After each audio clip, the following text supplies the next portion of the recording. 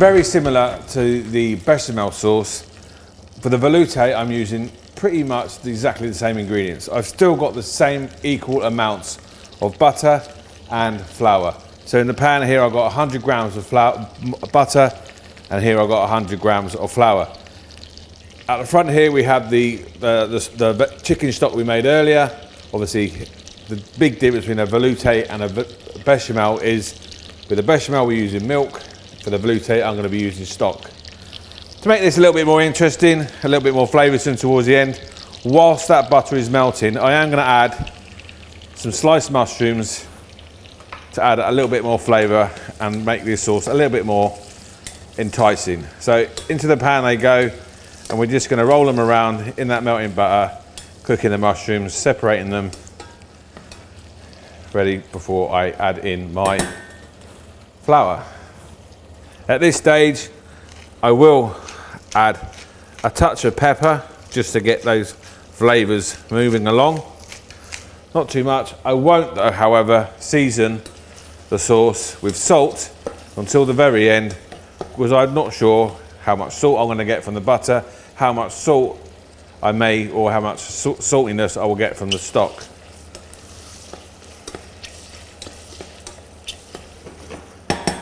So into that pan, I will now add my flour.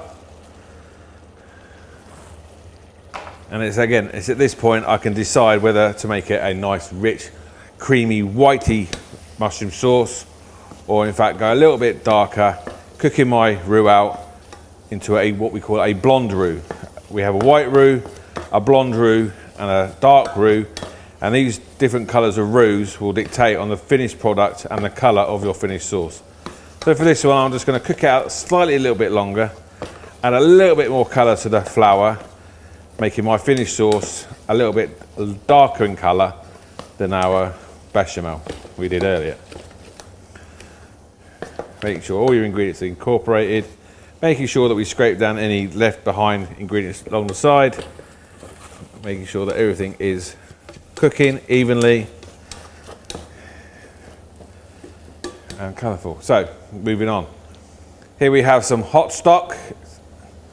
Always a good idea to add hot stock to a hot pan. Obviously it helps mix them quicker, helps consistency, helps the finished product cook quicker as well. So, adding a ladle full of stock to start with. If it gets a little bit ferocious, just move it to one side. Allow the heat to calm down a little bit, but continue mixing before you return it back to the heat. It's important when making your bechamels, your veloutes, or any sauces or soups that use flour, that we continue to cook in, and we ensure that that flour is fully cooked out, leaving no residual taste at the end of the cooking process. Once it's been incorporated, we can add another ladle of our chicken stock.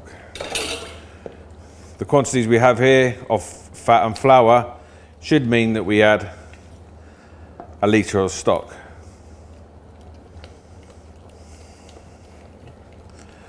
Bringing the heat up again. Continually stirring, using the spoon to scrape any excess down the side. Keep it working, keep it moving. Get it all mixed in. Continue to keep cooking that flour out. Cooking the flour out will mean you get a smoother, silkier, shinier finished product.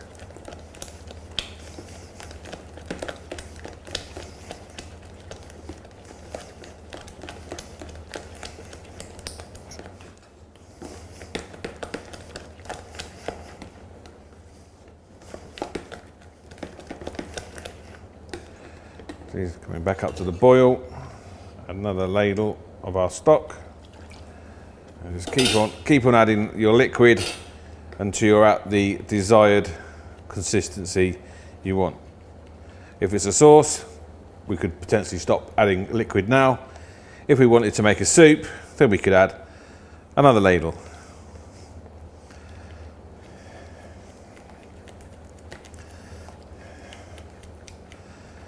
As a sauce, we're pretty much there. Let's just wait for it to come up to the boil once more.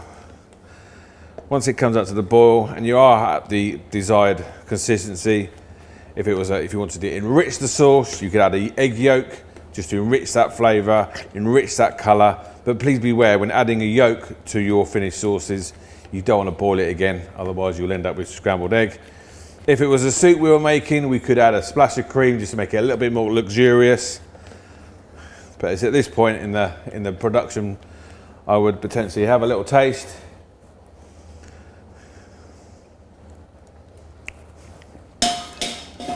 And if necessary, a little pinch of salt to finish the sauce.